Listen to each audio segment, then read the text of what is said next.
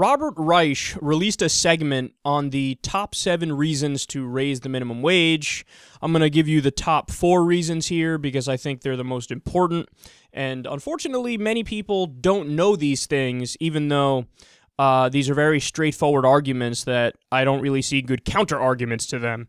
So he says the following, quote, reason number 1, if the minimum wage had kept up with inflation, it would be well over $10 and the $10.10 the Obama administration has proposed. With Americans working twice as hard and being twice as productive as they were in the 1960s, raising it to only $10.10 would actually be an underrepresentation of their decades of hard work and contribution to society.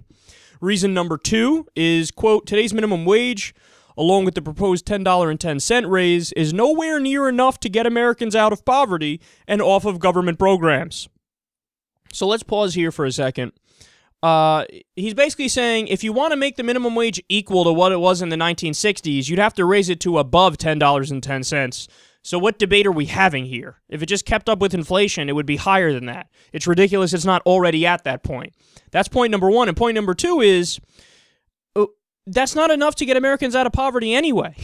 So, like, to fight that is beyond barbaric. You're arguing flat out for wage slavery. Even if you argue for that to be the only increase to $10.10, you're still arguing for wage slavery because you're arguing for people to work full-time jobs and still not make enough money to provide basic necessities and survive. So right off the bat, boom, it's hard to argue against those, but he's not done yet. Number 3, he says, quote, because the minimum wage can no longer afford anyone a decent way of life, we the taxpayer are stuck subsidizing these low-wage employees who work at multi-billion-dollar corporations like McDonald's and Walmart, while we pay for their Medicare, food stamps, and public housing. The billion-dollar corporations actually advise their employees to take advantage of these programs so they don't have to foot the bill with decent wages.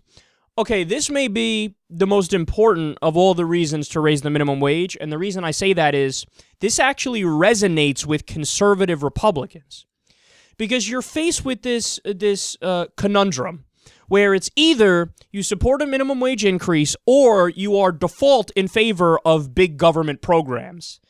You can't have it both ways. You can't say, hey, have the minimum wage low or have no minimum wage and also don't have any government programs because then it's Bangladesh. Then we live in a country where people are starving in the streets and they die because they can't afford to live even though they're working full time.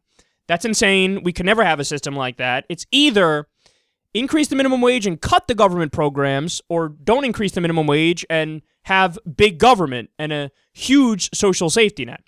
It's one or the other. So you're asking them to pick between two things they don't like. They obviously hate the idea of making businesses raise a wage, but they also hate big government. But they have to choose between the two. Either you like big government and like the lower wage, or you like the higher wage and you don't like big government.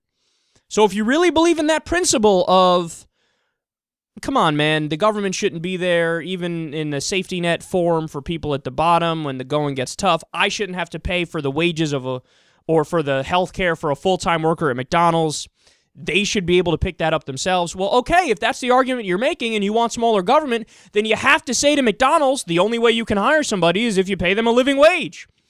That's the only way to get it accomplished. Either you have the government program or you make the company pay up to support its own workers. That's it.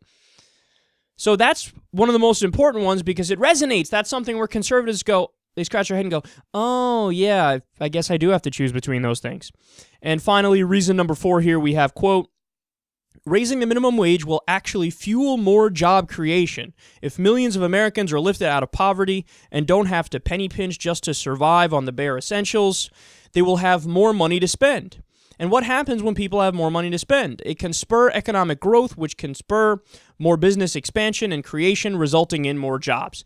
This one is also very important because oftentimes the argument from the right is, well, we'd like to raise the minimum wage, but we can't raise the minimum wage because it's going to increase unemployment, because when you raise the wage, the small businesses say, I can't afford to pay it, and then they lay people off. That's the argument they use. But it turns out, in reality, as long as you're doing a marginal wage increase, so you're not going like $50 an hour or something crazy, the opposite happens. So low-wage workers make more money, and they immediately spend that money because they need to spend that money either to pay their bills or to buy necessities that they weren't getting before. So that spurs economic growth. Look, understand, I become a conservative on the issue of the minimum wage if the conversation is, let's raise it to a number that's actually unsustainable where the businesses can't afford to pay it. If somebody says, all right, raise it to $27 an hour, well, then I kind of stand up and go, They can't afford that. You are going to see an increase in unemployment because small businesses can't afford to pay that. So I become a conservative if you talk about raise it to $50, raise it to $25 or $100 an hour. Nonsense. We can't afford that. It's not practical. It doesn't work. But if we're simply talking about raising it to a living wage, hey, raise it from $7.25 an hour to $12 an hour or your business shouldn't exist. Yeah, there's no arguing against that. I don't see how anybody can make an argument against that. Again, if you do, you're just arguing for wage slavery. And by the way, that's I've expressed this before on the show, but that's now my second favorite proposal. My second favorite proposal for the minimum wage is you raise it to $12 an hour and then you chain it to inflation so that we don't have to come back and ever adjust it. We have it at a living wage, and then it'll increase with inflation as time goes by. That's my second favorite proposal. My first favorite proposal, as I told you guys before, is economists should determine in every single state what a living wage is in that state. So let's say in Wyoming it's $9.37 an hour, but in L.A. it's, $17.23. Well, okay. It should be the lower number for Wyoming, the higher number for LA, and you chain it to inflation that way. So you can codify that in federal law. I know it'll be a long bill because you have to do all the calculations and explain exactly what the numbers are, but I would love, that's the perfect proposal. You figure out exactly what a living wage is in each state, you codify it, and you chain it to inflation, and then that's it. We never have to revisit this minimum wage debate again because if you work a full-time job, you'll make enough money to survive.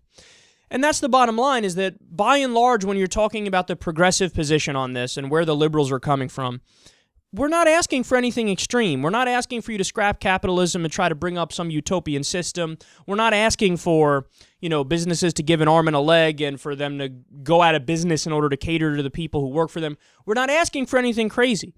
We're just asking for common sense ideas, common sense proposals that by and large will actually help the economy, not hurt it. And at the same time, it brings us towards a more moral system overall. I don't know how anybody can disagree with that.